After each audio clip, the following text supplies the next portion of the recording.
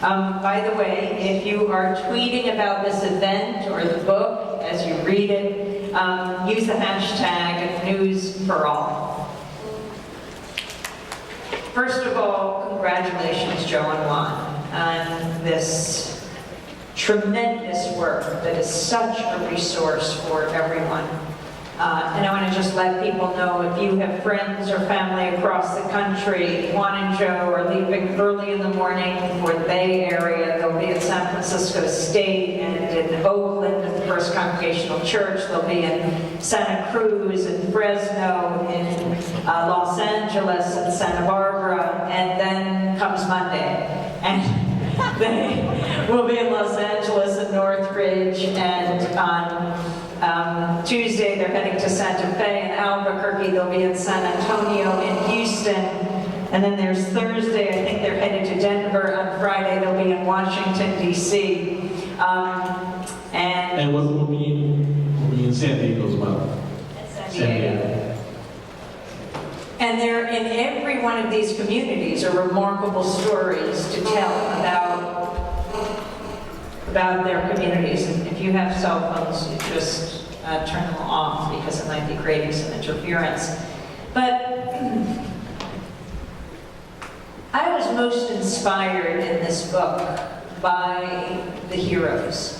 The people we hear so little about. And on Democracy Now! Today, Juan, we were talking about Rueben Salazsr. Juan won the Rueben Salazsr Award a few years ago. A really towering figure in American journalism. Talk about who he was and his significance for us today. Rueben Salazsr was a Mexican-American who grew up in El Paso, Texas, and served in the Army in World War II, and came out and got a job. He was the first Latino at his local, the El Paso Times, and he then eventually gets hired in the mid-50s by the Los Angeles Times, becomes the first Latino reporter in the Los Angeles Times, and quickly ends up becoming a foreign correspondent. He gets sent to Vietnam. He covers the U.S. invasion of the Dominican Republic in 1965. He's in Mexico covering the Olympics in '68 when the big massacre happens, and he covers the massacre of the protesters.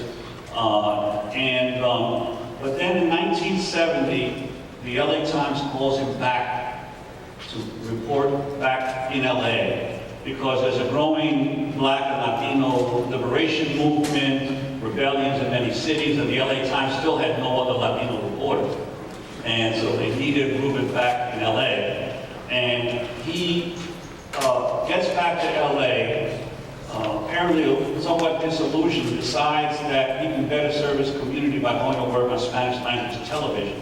So he becomes a news director of a Spanish language station in LA, and begins immediately to develop these incredible investigative reports about police brutality in Los Angeles, and develops a very bitter relationship with the Los Angeles Police Department. But because he's still writing a column for the LA Times once a week, he's pretty well known. Then on August 29, 1970, was a big protest against the Vietnam War by Chicanos in the Southwest called the Chicano Moratorium. And it erupts into conflict with the police. The police start attacking the demonstrators.